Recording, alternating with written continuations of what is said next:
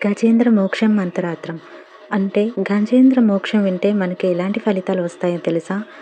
గజేంద్ర మోక్షం అనేది ఒక ఆపదలో నుంచి ఆ శ్రీ మహావిష్ణువుని శరణు కోరితే అంటే దేవుడు అనేది మనం ఎప్పుడైనా సరే మనస్ఫూర్తిగా శరణు కోరితే ఎవరికైనా ఎప్పటికైనా ఎలాంటి పరిస్థితిలో ఉన్నా సరే మనల్ని రక్షిస్తాడు. ఈ కలియుగంలో మనం ఆ దైవ నామస్మరణే చేస్తూ మనం ముందుకు సాగిపోవాలి.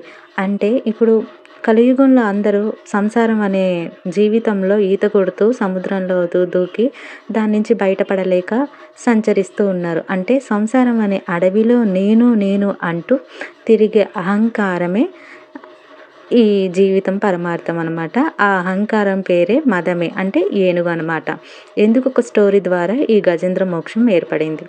అల్పమైన ఆనందమే సర్వస్వమైన ఆనందమే.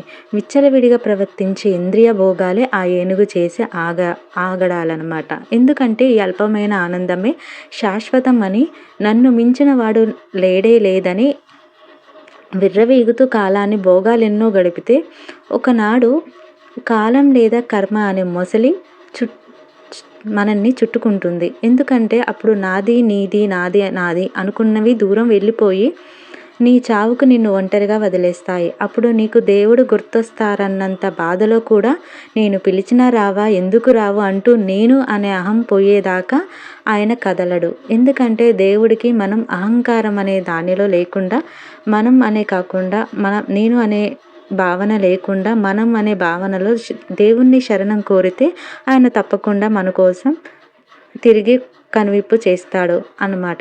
ఇక్కడ చివరికి నీ శరీరం కూడా సహకరించని పరమ దీన స్థితిలో నీవే సర్వం, నేను అనేది ఏమీ లేదు అనే స్పృహ కలుగుతుంది. ఎందుకంటే శరీరం మనల్ని వదిలిపెట్టి వెళ్ళినప్పుడు ఆత్మ అనేది దేవుడు మనలో ఉన్న అహంకారం అనేది పోయేదాకా దేవుడు కదలడు అనమాట.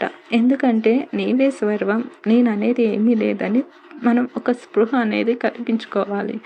ఆ క్షణం నువ్వు పిలవకపోయినా సరే నీ కోసం పరుగున తీస్తూ వచ్చి రక్షిస్తాడు.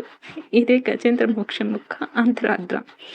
అందుకే ఇది విన్నా చదివినా చెడు కళలు రావు, వాటి వల్ల వచ్చే ఫలితాలు ఉండవు అంటారు. ఎందుకంటే సంసారం ఒక దుస్వప్నం, అంటే చెడు కళ. కళలో ఉన్నవన్నీ కల్పితాలైనా నిజమని ఎలా భావిస్తామో అలాగే మన జీవితం కూడా మాయ చేత నడుముతోంది. కనపడే శరీరం కాదు, ఆత్మ శాశ్వతమైనదని తెలుసుకోవాలి. అది తెలియాలంటే నేను అనే అహం పోవాలి.